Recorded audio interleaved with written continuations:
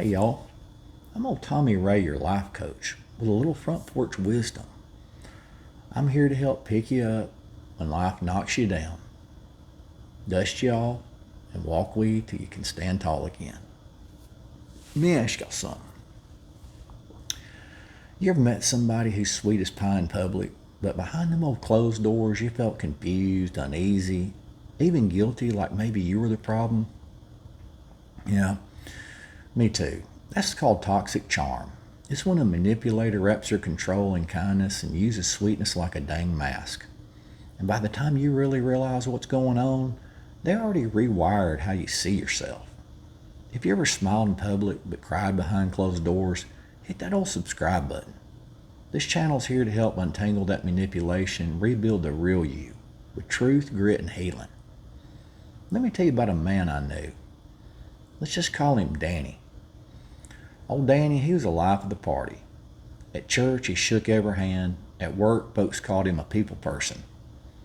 Yeah, right. Always giving compliments, always helping folks move, offering advice. Y'all, people loved him. But his wife, she was a different story. She looked tired all the dang time, always second-guessing herself. She'd say things like, he's under a lot of stress, or I just need to be more supportive. Well, turns out old Danny had a whole nother face when the doors closed. He'd guilt her for wanting time to herself, twist her words, play the victim, and he'd punish her emotionally for calling out his deadgum behavior. Well, but because he was, quote, such a nice guy, she thought he must be the one who was broken. Y'all, toxic charm is slippery like that. It's not about yelling or name-calling. It's about subtle control, dressed up in smiles and sweet words. Toxic charm is a weaponized version of likability. It's used by manipulators to disarm you, win your trust, avoid accountability, and isolate you, while everybody else thinks they're wonderful. Well, they're calculated. Every compliment, every kind gesture is designed to build dependency. They want you to feel like you need them. Well, that without them, you're nothing. The danger is charm isn't fake, it's strategic. They'll be kind just long enough to make you question every red flag you feel deep down. They'll start off too good to be true. That over-the-top attention, deep conversations early, quick emotional intimacy. They mirror your values. They say all the right things, and it feels amazing. Until it don't. Soon the charm starts to feel confusing. You get that passive-aggressive comment, backhanded compliments, guilt trips, emotional withdrawal. But then suddenly, they go back to being sweet again. Y'all, that ain't consistency. It's control. It creates an emotional roller coaster. Your brain gets stuck chasing a good version of them, the one they showed you in the beginning. But that version was never real. It was bait.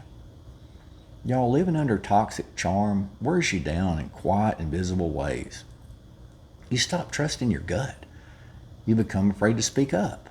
You second-guess everything. You become addicted to their approval. They convince you that you're the one with a deadgum issue. That if you were just nicer, less sensitive, more supportive, well, then everything would be fine. You slowly stop recognizing yourself. You apologize for everything. You shrink. You twist yourself into knots to keep the peace, all while the world sees them as the, quote, sweetheart. Yep, it's psychological warfare disguised as affection. Here's the signs that you're dealing with a charmer with a hidden agenda. Number one, they're overly helpful in public, but dismissive or distant in private. You feel guilty or crazy for setting boundaries. Number three, they'll weaponize kindness. I did this all for you and this is how you treat me. Number four, they'll use compliments to control, not uplift. Number five, they consistently play the victim when confronted. Toxic charm doesn't always scream. Sometimes it whispers sweetly while it steals your soul. Y'all, getting free starts with seeing everything more clearly.